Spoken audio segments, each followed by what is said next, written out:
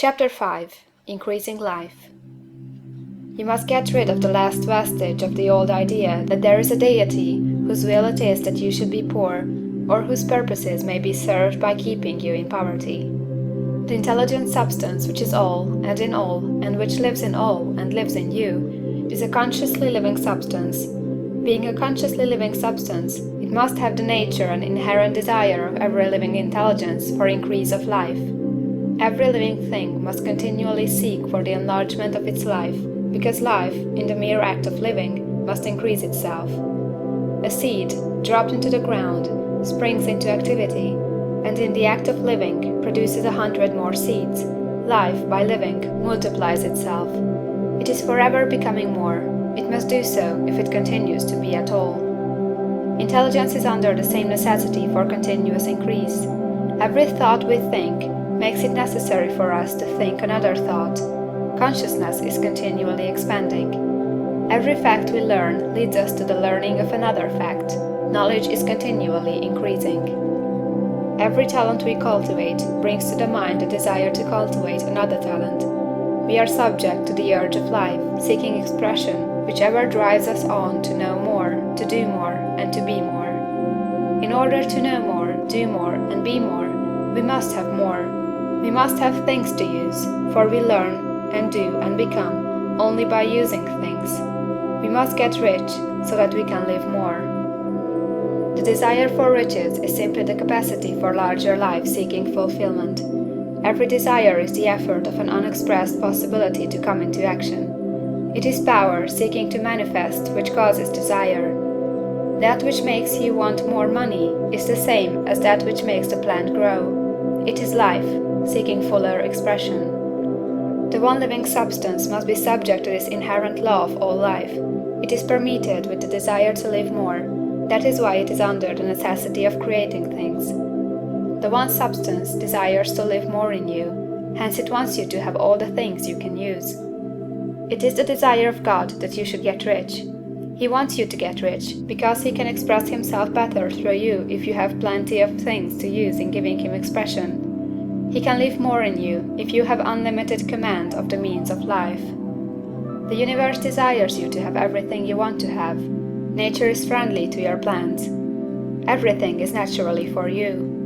Make up your mind that this is true. It is essential, however, that your purpose should harmonize with the purpose that is in all.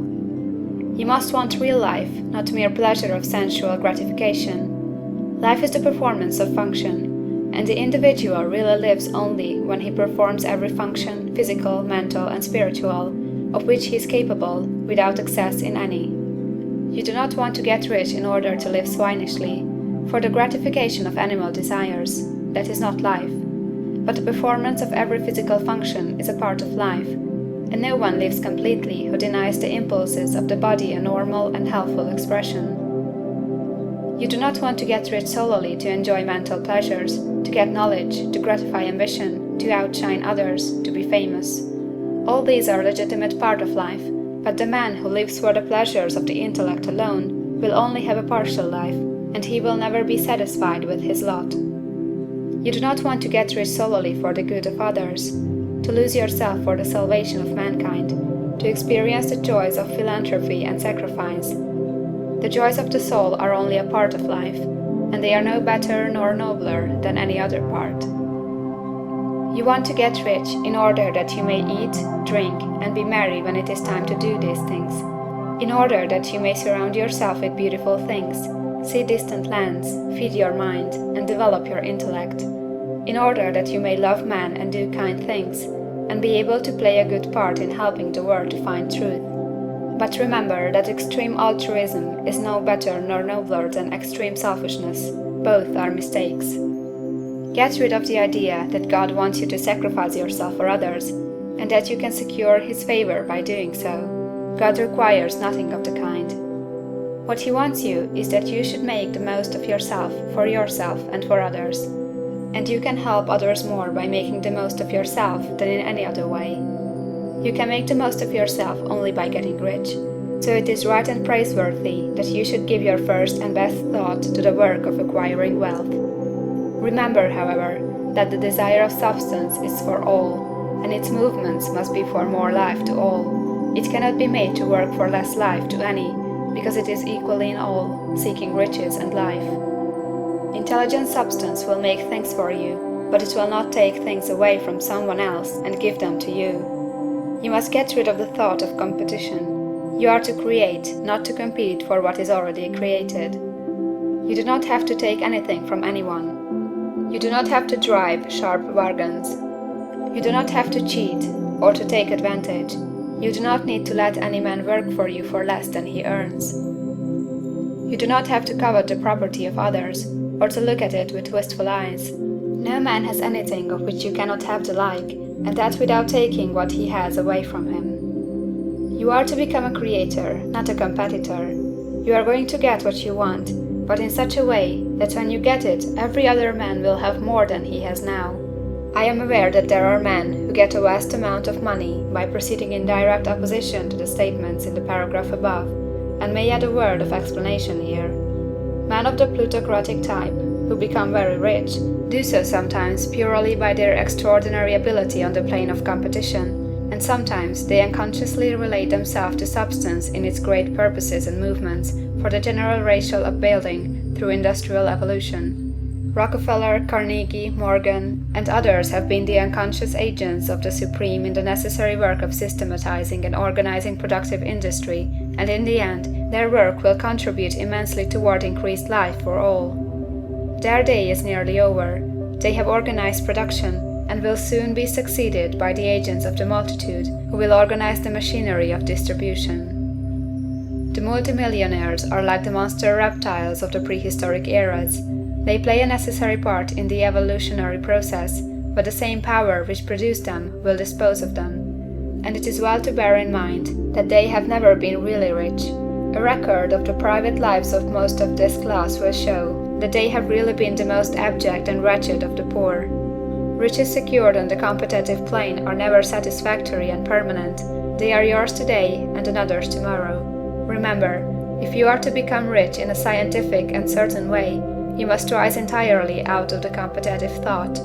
You must never think for a moment that the supply is limited. Just as soon as you begin to think that all the money is being cornered and controlled by bankers and others, and that you must exert yourself to get laws passed to stop this process and so on, in that moment you drop into the competitive mind, and your power to cause creation is gone for the time being.